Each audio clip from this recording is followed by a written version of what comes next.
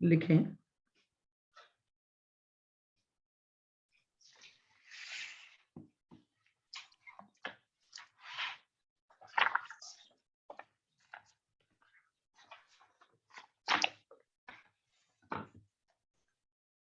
Sir ये transfer वाली करवा दी थी आपने लास्ट में एंट्री। हाँ जी बिल्कुल। अब लिखो accounting when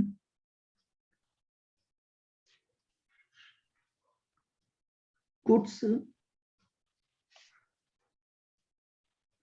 sent on consignment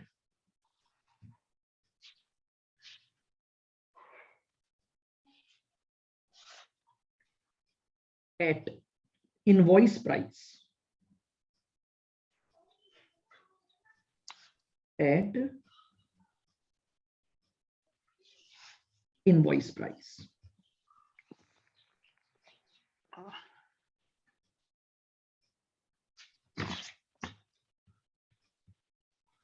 Accounting when goods sent on consignment at invoice price. इसका मतलब क्या है, पहले इसको समझेंगे फिर अपन इसके बारे में लिखेंगे।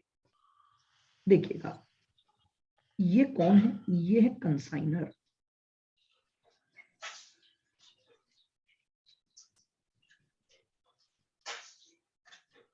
और ये है consignee.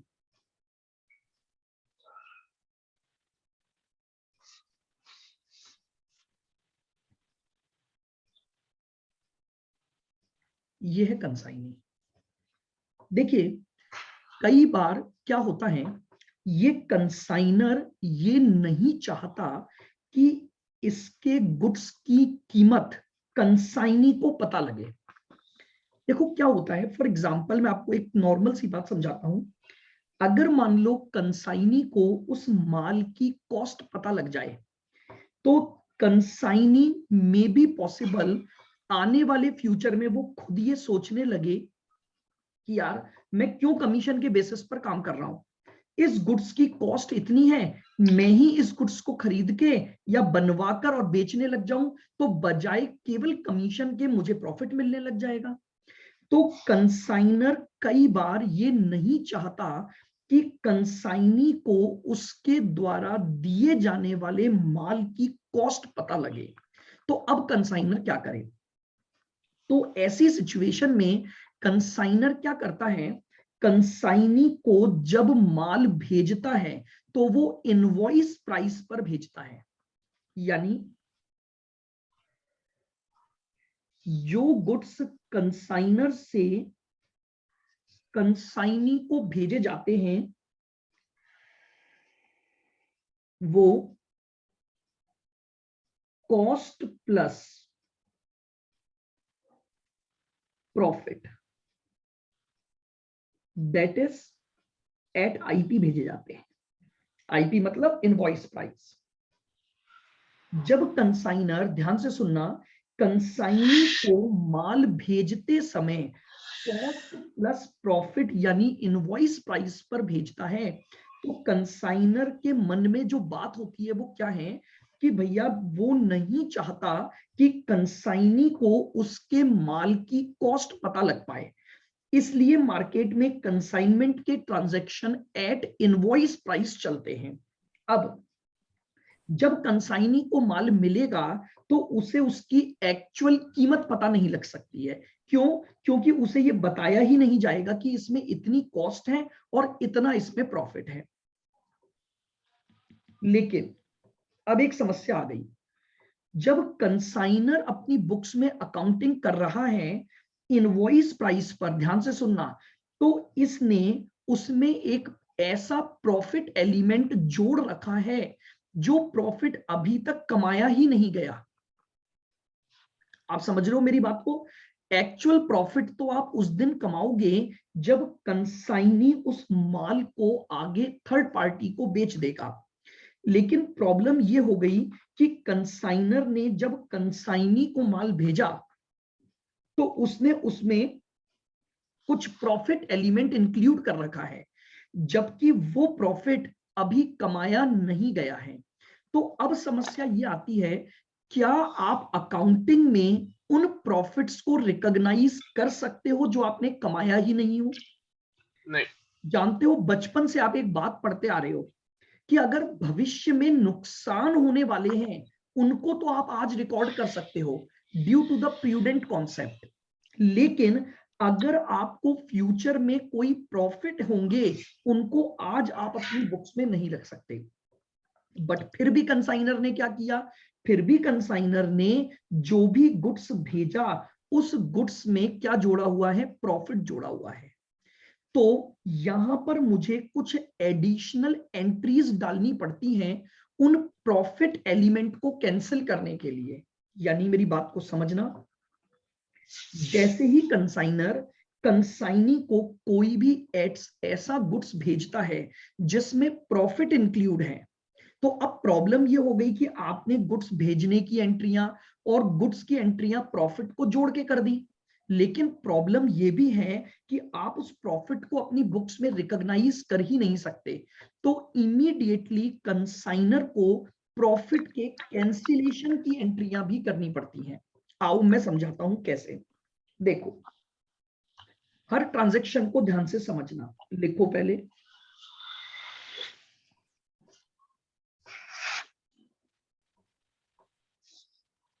whenever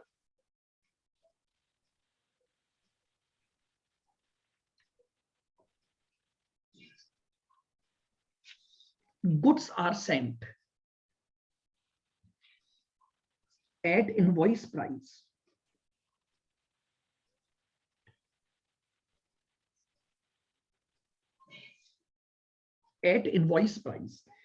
whenever goods are sent at invoice price,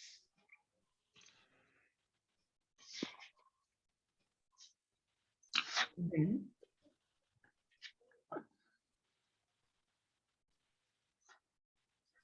consignor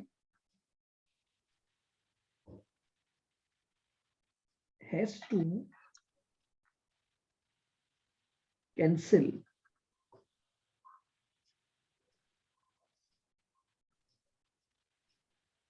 profit included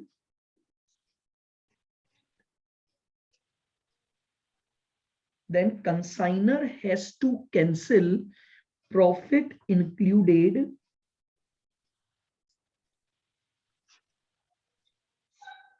in goods. Then consignor has to cancel profit included in goods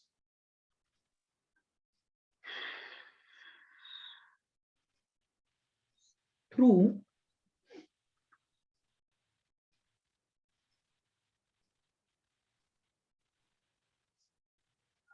following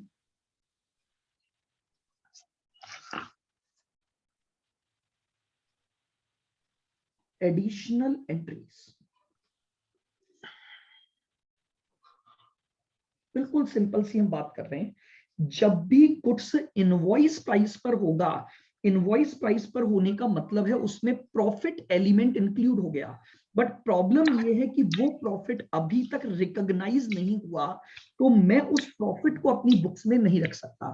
तो मुझे इमीडिएटली हर उस ट्रांजैक्शन की, ध्यान से सुनना, मुझे इमीडिएटली हर उस ट्रांजैक्शन की एक रिवर्स एंट्री डालनी पड़ेगी जिस ट्रांजैक्शन में भी प्रॉफिट इंक्लूड है, ताकि मैं उस प्रॉफिट को क्या कर सकूं? कैंसिल कर सकूं।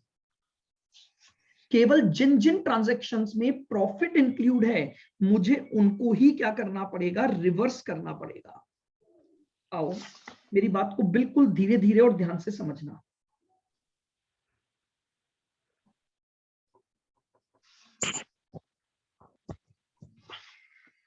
ट्रांजैक्शन नंबर 1,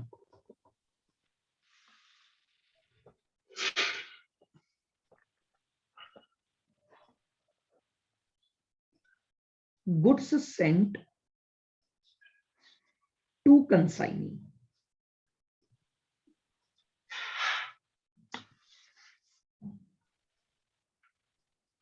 ध्यान से सुनोगे, एट इनवॉइस प्राइस। मैंने कंसाइनी को जब माल भेजा तो उसको मैंने आईपी पर भेजा। बताओ गुड्स को भेजने की एंट्री आप क्या करते हो? कंसाइनमेंट एंट्री बताई थी मैंने,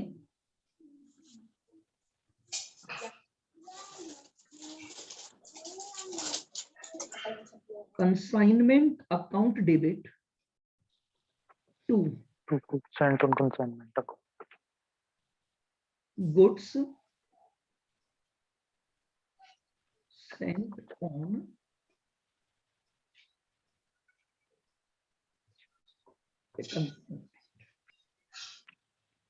ये एंट्री सबको क्लियर है। लेकिन इस बार ये एंट्री दो वैल्यू को जोड़कर की है। इसमें कुछ तो कॉस्ट है और कुछ प्रॉफिट है। तो इमीडिएटली जो प्रॉफिट का अमाउंट है मुझे एक एंट्री के द्वारा कैंसिल करना पड़ेगा। क्या एंट्री कर दूं? मान लो फॉर एग्जांपल मैं आपसे ये पूछ रहा हूं, आपने डेबिट एक एंट्री की हुई है 1000 रुपए से, जिसमें 100 रुपए का प्रॉफिट है। तो आपने अकाउंटेंसी में ये बात बहुत इनिशियल लेवल पर 11th में पढ़ी हुई है, अगर डेबिट की किसी एंट्री को कैंसिल करना है तो आपको एक क्रेडिट एंट्री बनानी पड़ती है। आप काट के ठीक नहीं कर सकते।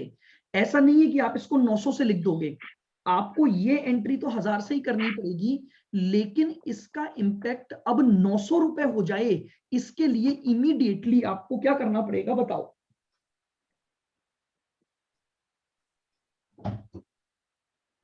आप एक एंट्री डाल दोगे, गुड्स सेंट ऑन कंसाइनमेंट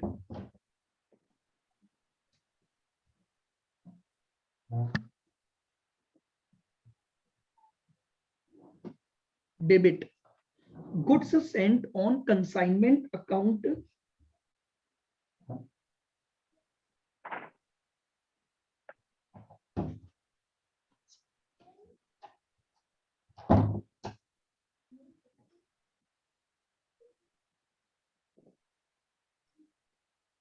लीजिएगा। ध्यान से मेरी बात को सुनना, मैं आपको क्या बोल रहा हूं। मैंने डेबिट साइड में एक एंट्री कर दी जिसमें कॉस्ट प्लस प्रॉफिट दोनों जुड़े हुए थे। क्यों? क्योंकि इनवॉइस प्राइस पर अकाउंटिंग हो रही है। तो इमीडिएटली वो ट्रांजैक्शन कॉस्ट पर आ जाए, मुझे इमीडिएटली उसकी एक रिवर्स एंट्री प्रॉफिट के अमाउंट से डालनी पड़ेगी। ये लीजिए, मेरा ट्रांजैक्शन कंप्लीट हो गया और अमाउंट ऑफ प्रॉफिट कैंसिल हो गया। यानी आप समझ रहे हो, कंसाइनमेंट अकाउंट अगर मैं बनाऊंगा तो डेबिट में लिख दिया to goods sent on consignment, यहां पर वैल्यू लिखी कॉस्ट प्लस प्रॉफिट।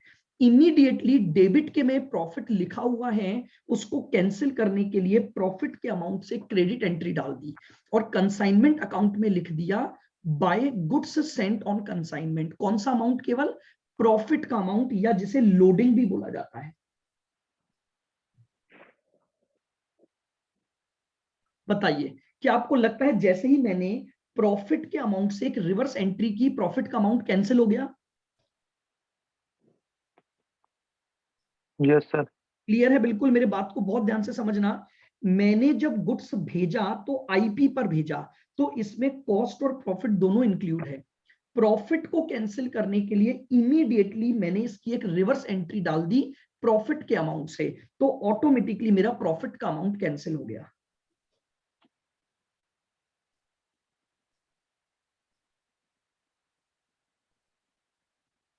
आइए transaction number 3,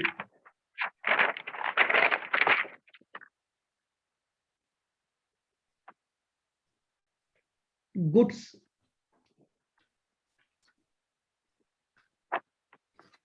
return by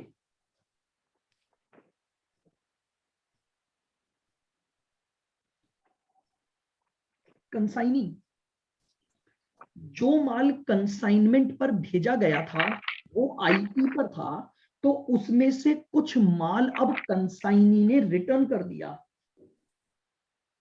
eight IP. माल वापस भी आईपी पर ही आएगा।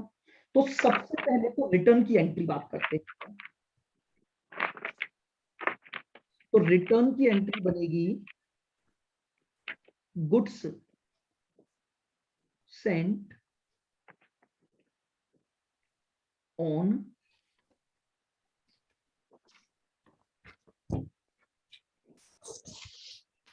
consignment account debit to consignment.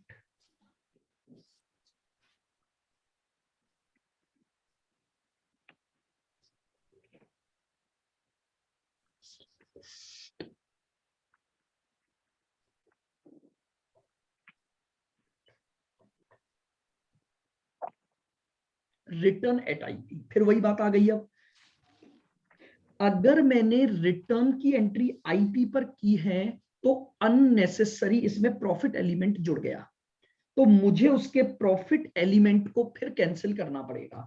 तो अब प्रॉफिट एलिमेंट को कैंसिल करने के लिए इसकी रिवर्स एंट्री डाल दूंगा।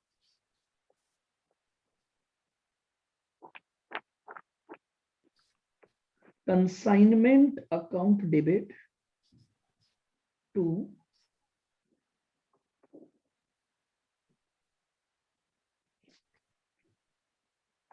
goods sent on consignment.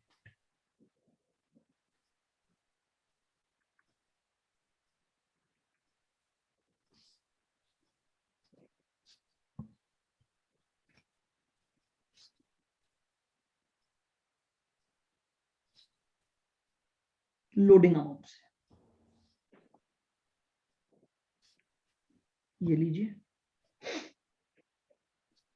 तो पहला ट्रांजैक्शन गुड्स भेजने का था जिसमें प्रॉफिट इंक्लूड था, प्रॉफिट को एक रिवर्स एंट्री द्वारा कैंसिल कर दिया। दूसरा ट्रांजैक्शन गुड्स के रिटर्न का था, तो गुड्स का रिटर्न होने की एंट्री चूंकि आईपी पर थी तो इसका प्रॉफिट मैंने डेबिट साइड में कैंसिल कर दिया। यानी एक बहुत सिंपल सा लॉजिक है। कोई भी गुड्स की एंट्री अगर आप कंसाइनमेंट अकाउंट के डेबिट साइड में कर रहे हो, उसकी लोडिंग क्रेडिट साइड में कैंसिल हो जाएगी अकाउंट के। और अगर कोई भी एंट्री क्रेडिट साइड में आप कर रहे हो तो उसकी लोडिंग आपकी डेबिट साइड में कैंसिल हो जाएगी। आइए transaction number 3।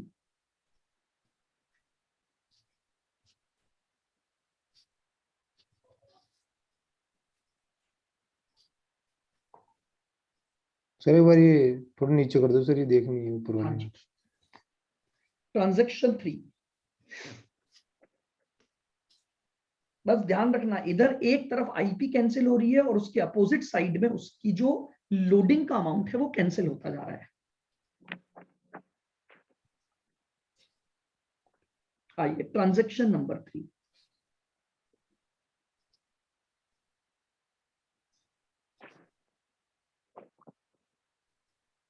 Closing stock with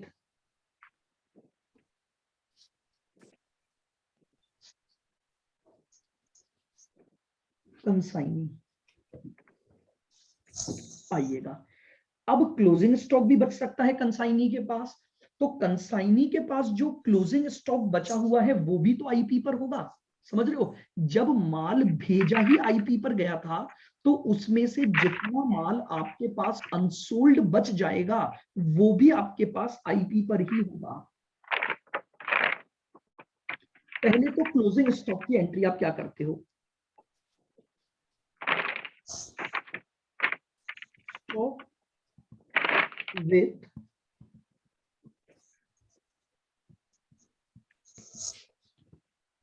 consignee debit. Closing stock के लिए आप या तो क्लोजिंग स्टॉक प्रोड्यूस कर लो या stock with consignee account debit to consignment.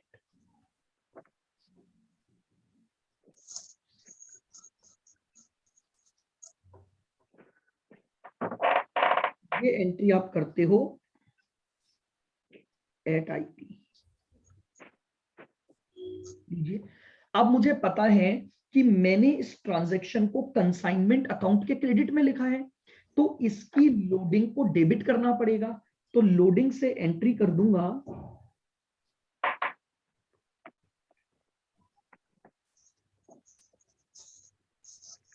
Consignment account debit to stock reserve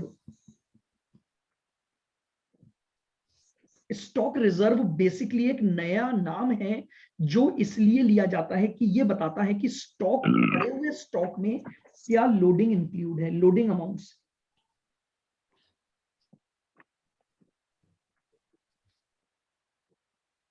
मतलब सर कितना स्टॉक बच गया? बिल्कुल, जो भी आपके पास अनसोल्ड स्टॉक बच गया, उस अनसोल्ड स्टॉक में जितना भी आपके पास क्या था, प्रॉफिट इंक्लूड था, वो प्रॉफिट आप कैंसिल कर दोगे।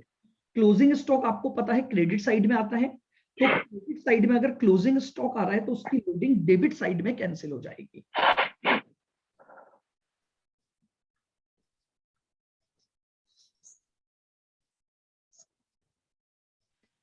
सर स्टॉक विद कंसाइनी और स्टॉक रिजर्व अलग अलग है क्या?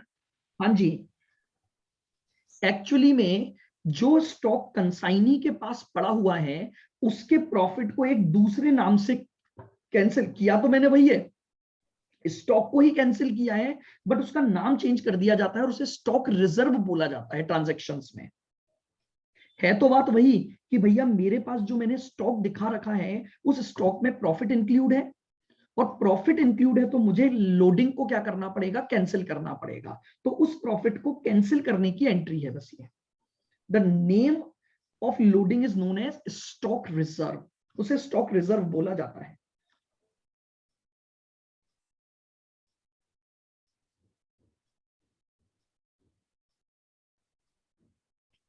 if there is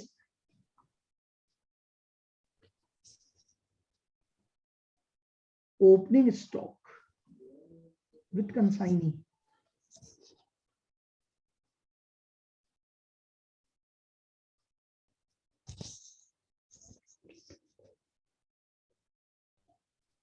भाई ऐसा भी तो हो सकता है कि कंसाइनमेंट के ट्रांजैक्शन पिछले सालों से चले आ रहे हो, तो कंसाइनी के पास कुछ ओपनिंग स्टॉक पड़ा हुआ हो, तो ओपनिंग स्टॉक आपके कंसाइनमेंट अकाउंट के डेबिट में आएगा।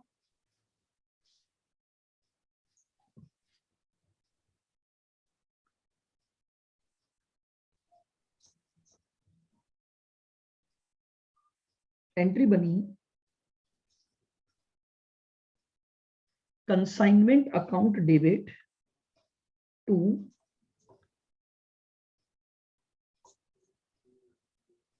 Opening stock.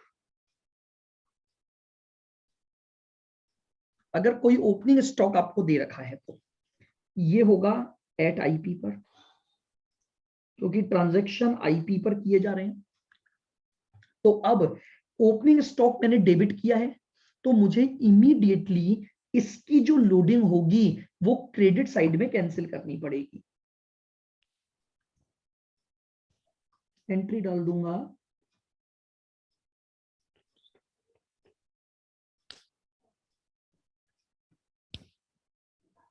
Stock reserve account debit, क्योंकि ये स्टॉक की लोडिंग है तो नाम क्या आएगा, stock reserve account debit to consignment.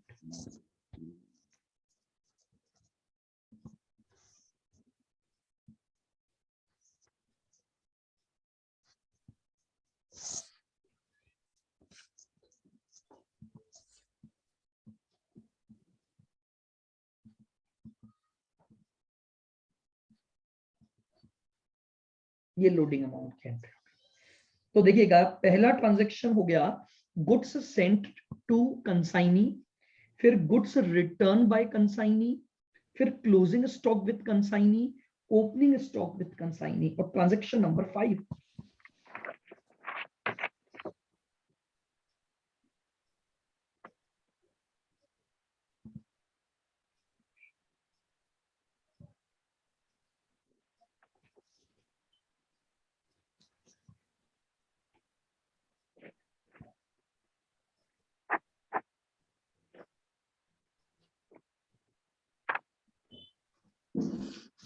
Loss of goods at IP. समझिएगा, अब आपका गुड्स ही डिस्ट्रॉय हो गया, आग लग गई। आप समझिए, मान लो फॉर एग्जांपल मैंने किसी एजेंट को माल भेजा जो कि इनवॉइस प्राइस पर था। अब अगर वो माल डिस्ट्रॉय हुआ तो वो भी तो इनवॉइस प्राइस का माल डिस्ट्रॉय हुआ। आप समझ रहे हो, जब कोई गुड्स डिस्ट्रॉय होता है जो कि कॉस्ट प्लस प्रॉफिट पर था, तो उसमें भी मेरा प्रॉफिट का एलिमेंट इंक्लूड है। तो मैंने देखिएगा, सबसे पहले तो मैंने एंट्री क्या डाली कंसाइनमेंट अकाउंट में, ताकि गुड्स जो डिस्ट्रॉय हुआ वो लॉस बुक हो जाए।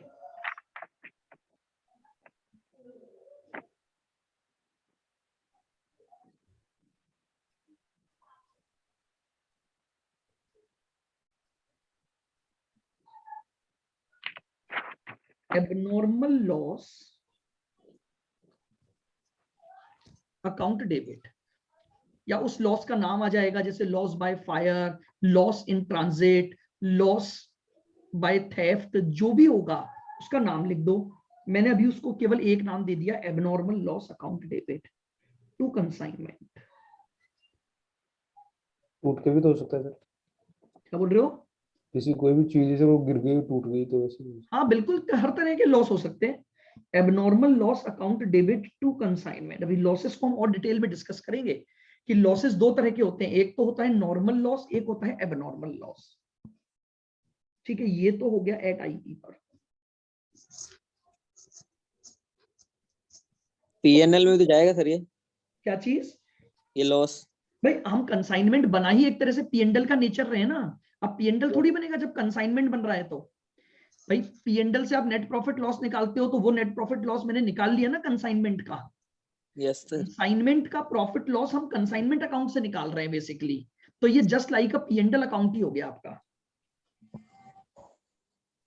तो आइए अब मुझे एक बात बताओ, जब आपका कोई भी लॉस हुआ एट आईपी पर, क्या प्रॉफिट का कभी नुकसान मानते हो क्या? No sir. भाई आपका मान लो, जैसे फॉर एग्जांपल मैं ये बोलूं, ध्यान से सुनना, मेरे 1000 रुपए का माल तो उसकी कॉस्ट थी, मैंने भेजते समय उसमें 200 रुपए जोड़े थे, तो 1200 हो गया है ना। अब सुनो, मैं बोलूं कि मेरा माल चोरी हो गया पूरा, तो मैं 1000 का माल चोरी मानूंगा या 1200 का माल चोरी मानूंगा? 1000 का। भाई मेरा माल तो 1000 का ही था ना, 200 रुपए तो मैंने अननेसेसरी जोड़े हुए हैं, तो मैं इमीडिएटली अगर 1200 से एंट्री कर रहा हूं तो 200 के प्रॉफिट को कैंसिल करना पड़ेगा। समझ रहे हैं? तो मैं इमीडिएटली क्या कर दूंगा, प्रॉफिट को कैंसिल कर दूंगा। तो एंट्री डाल दूंगा लोडिंग के अमाउंट से। वो तो सोल्ड होता तब 1200 होता सर पूरा। हाँ बेचा जाता तो फिर तो प्रॉफिट मिल ही जाता ना, बिका नहीं तो प्रॉफिट हुआ नहीं, प्रॉफिट का नुकसान बुक नहीं होगा। तो consignment account debit to abnormal loss.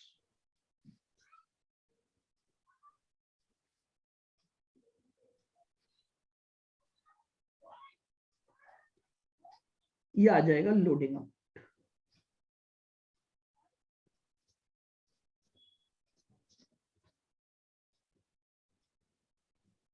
बस ये लीजिए, ये 5 ट्रांजैक्शन आपके होते हैं जिनमें आपको लोडिंग को कैंसिल करना पड़ता है।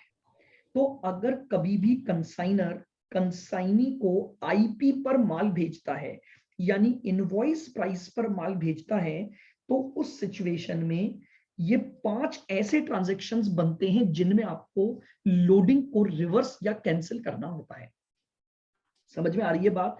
यानी कुल मिलाकर एक समरी ट्रांजैक्शन अगर मैं आपको बोलूं, तो गुड्स के जितने भी ट्रांजैक्शन हैं, अगर वो कॉस्ट प्लस प्रॉफिट पर किए गए हैं, तो गुड्स के उन सभी ट्रांजैक्शन में जो प्रॉफिट एलिमेंट इंक्लूड है, उस प्रॉफिट एलिमेंट को हमें क्या करना पड़ता है, कैंसिल करना पड़ता है by passing a reverse entry. और जब अगर आप अकाउंट बना रहे हो, तो डेबिट में अगर आपने कोई भी अमाउंट लिखा, तो उसकी लोडिंग क्रेडिट में कैंसिल करोगे, और अगर क्रेडिट में कोई भी अमाउंट लिखा है कॉस्ट प्लस प्रॉफिट पर, तो उसकी लोडिंग डेबिट में कैंसिल करोगे जब तक वो रियलाइज्ड ना हो जाए। कल को ये मत सोच लेना कि सर माल बेचा तो उसमें भी तो प्रॉफिट इंक्लूड है सेल्स में, तो क्या सेल्स की भी लोडिंग कैंसिल करें? नहीं, वो प्रॉफिट रियलाइज हो गया है। जैसे ही माल बेच दिया जाता है, आपका प्रॉफिट रियलाइज्ड हो जाता है, और जब तक वो माल बिका नहीं है तभी तक प्रॉफिट की कैंसिलेशन होते हैं। जिनको हम एक और नाम भी बोलते हैं अनरियलाइज्ड प्रॉफिट, यानी प्रॉफिट का वो हिस्सा जो आपके गुड्स में इंक्लूड है लेकिन अभी तक आपको रियलाइज नहीं हुआ है, तो मुझे उन ट्रांजैक्शंस को क्या करना होता है, कैंसिल करना पड़ता है। तो ये लीजिएगा, मेरे ये कुछ ट्रांजैक्शन होंगे जब मेरी कंसाइनमेंट की जो अकाउंटिंग है वो किस पर होगी, इनवॉइस प्राइस पर हो। बताइएगा मुझे, मैंने आपको कंसाइनर की बुक्स में बेसिक एंट्रियां बता दी और साथ ही साथ मैंने आपको ये भी बता दिया कि अगर गुड्स का ट्रांसफर इनवॉइस प्राइस पर होता है तो उस केस में आप अकाउंटिंग कैसे करेंगे।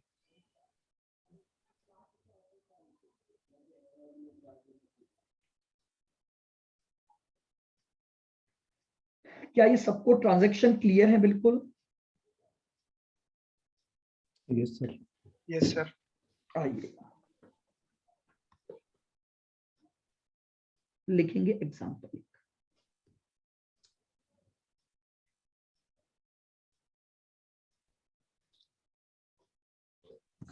Example, mister A send goods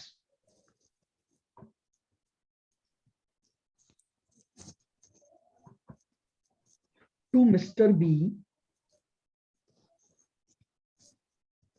at cost plus 20%। Mister A ने मिस्टर बी को माल भेजा जो कि कॉस्ट प्लस 20% पर भेजा गया है।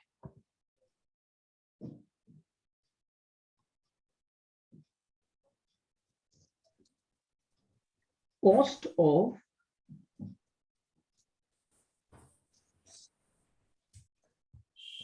Goods consigned, cost of goods consigned आपको दे रखा है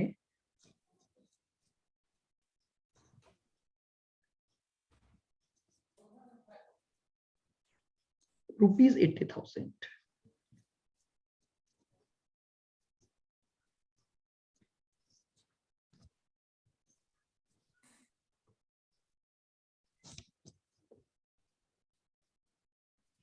at the year end,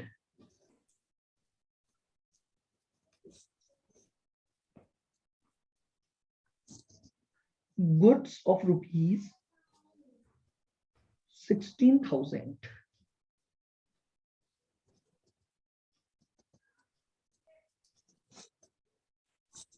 remains unsold with consignee।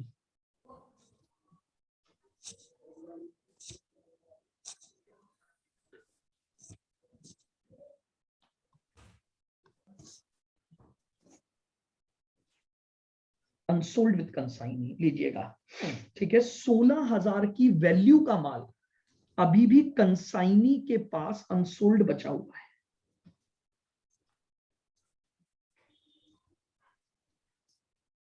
Calculate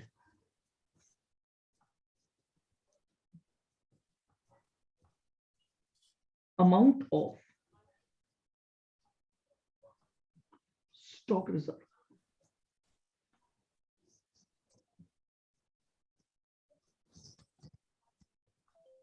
stock reserve आपको क्या निकालना है, स्टॉक रिजर्व का अमाउंट निकालना है। यानी आपको यह बताना है कि इस 16,000 के क्लोजिंग स्टॉक में प्रॉफिट एलिमेंट कितना है। अगर जब माल भेजा गया था तो उसमें कॉस्ट में 20% माल जोड़ा गया, सॉरी कॉस्ट में 20% प्रॉफिट जोड़ा गया था।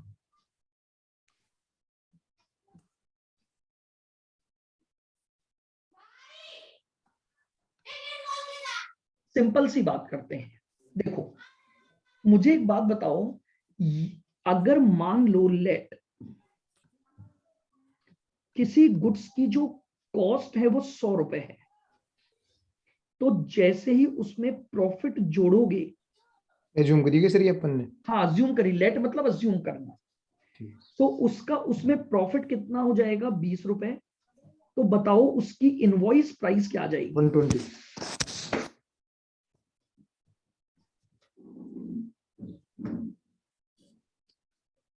120। यहां तक बिल्कुल क्लियर?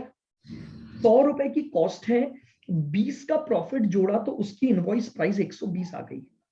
अब अगर मेरे पास ये 16,000 का माल बचा है, तो ये 16,000 जो है वो तो कॉस्ट प्लस प्रॉफिट है। Yes sir. ठीक है, तो इसका मतलब क्या ये 120 के बराबर हो गया कि नहीं हो गया?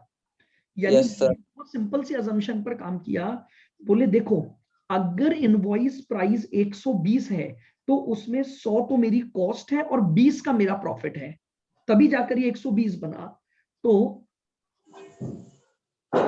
मैं क्या बोल सकता हूं कि ये जो 16,000 है, अगर ये वैल्यू 120 के बराबर है तो इसमें मेरा प्रॉफिट का हिस्सा मल्टीप्लाई बाय 20 के बराबर है। तो 16,000 डिवाइड बाय 120 इंटू 20। लीजिए, ये मेरे पास अनरियलाइज्ड प्रॉफिट आ गया, या हेंस स्टॉक रिजर्व।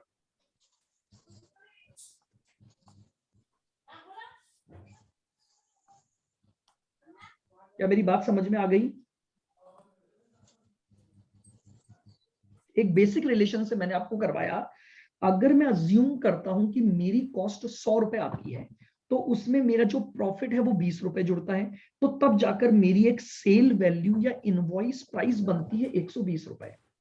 अब मुझे ये जो गुड्स दिया हुआ है, इसमें ऑलरेडी, इसमें मैंने कहीं नहीं लिखा ये कॉस्ट है, इसका मतलब ये इनवॉइस प्राइस है। तो ईयर एंड पर जो गुड्स कंसाइनी के पास बचा, नो डाउट उसमें प्रॉफिट जुड़ा हुआ होगा, क्योंकि हम भेजते ही प्रॉफिट जोड़कर हैं। तो ये जो 16,000 की वैल्यू है, ये 16,120 को रिप्रेजेंट कर रही है। तो बताओ इसमें 20 का हिस्सा कितना होगा? तो उससे मेरे पास ऑटोमेटिकली प्रॉफिट का अमाउंट आ गया। बताइए, क्लियर? आइए एक और एग्जांपल लेते हैं।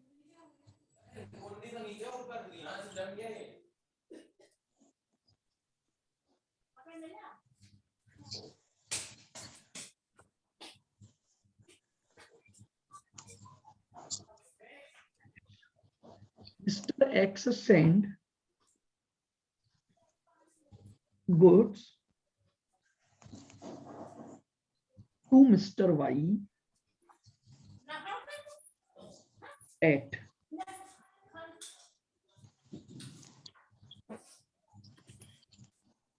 profit of 25% on invoice price.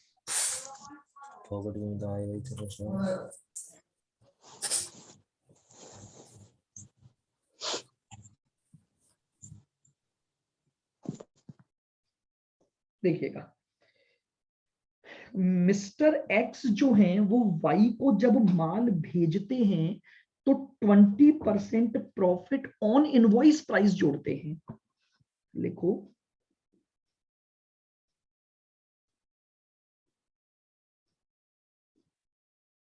Eight year and.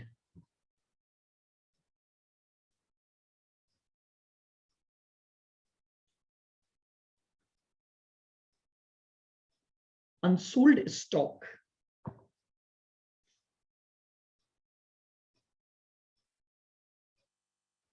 with Y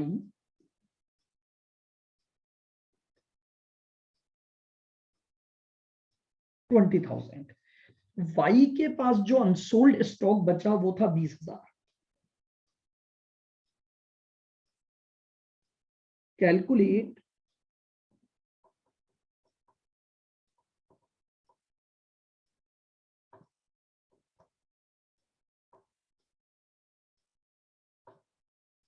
unrealised profit. आपको सिंपली अनरियलाइज्ड प्रॉफिट निकालना है। अब देखो, अब मुझे क्या चीज पता है कि इस बार जो प्रॉफिट कमाया गया है वो ऑटोमेटिकली इनवॉइस प्राइस पर कमाया गया है। यानी अगर मैं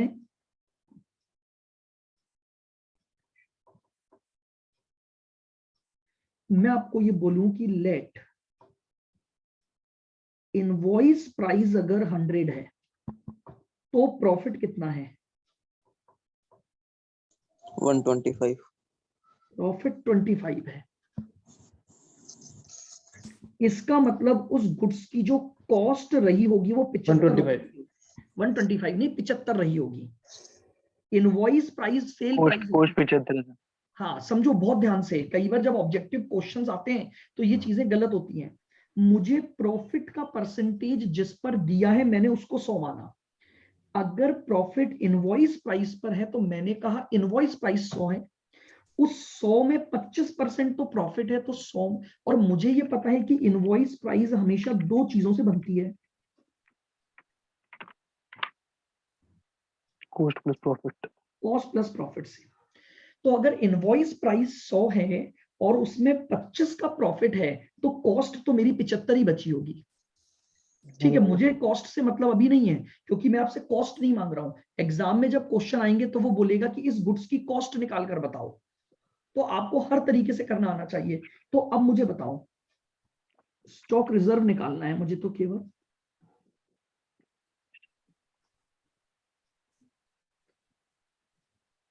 ये 20,000 इस बार किसके बराबर है? 100 के बराबर है, यस सर।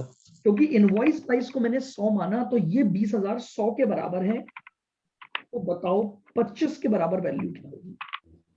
5000। कोई आंसर आ गया मेरा? 5। कोई फॉर्मूला नहीं लगता, हम सिंपली एक इक्वेशन से चल रहे हैं। अगर प्रॉफिट की रेट कॉस्ट पर दी हुई है या प्रॉफिट की रेट इनवॉइस प्राइस या सेलिंग प्राइस पर दी हुई है, तो उससे मैं आपको प्रॉफिट एलिमेंट निकालना सिखा रहा हूं। हालांकि बचपन में आप इसके फॉर्मूले भी पढ़ते आए हैं। अगर आपको कोई भी चीज कॉस्ट प्लस दे रखी है तो फॉर्मूला भी आप यही लगाते थे, रेट अपॉन 100 प्लस रेट। और अगर सेलिंग प्राइस पर दी हुई है तो आप लगा देते थे सीधे सीधे रेट अपॉन 100। उसका रीजन यही था, मैंने इनवॉइस प्राइस को 100 माना, उसमें प्रॉफिट ऑलरेडी इंक्लूड है तो कॉस्ट 75 बची। और जब मैंने कॉस्ट को 100 माना तो उसमें प्रॉफिट ऐड करूंगा, तब जाके मेरी इनवॉइस प्राइस के बराबर आएगा। तो ये लीजिए, ये मैंने सर इसमें यही मतलब है ना कि 20,000 का गुड्स था, उसमें 5,000 मेरा प्रॉफिट था जो अनसोल्ड गुड्स से। बिल्कुल। तो इसलिए 15,000 तो उसकी कॉस्ट हो गई और 5,000 उसका क्या हो गया? प्रॉफिट एलिमेंट हो गया। वो प्रॉफिट मुझे क्या करना होता है? कैंसिल करना होता है। इसी को मैं स्टॉक रिजर्व या अनरियलाइज्ड प्रॉफिट बोलता हूं।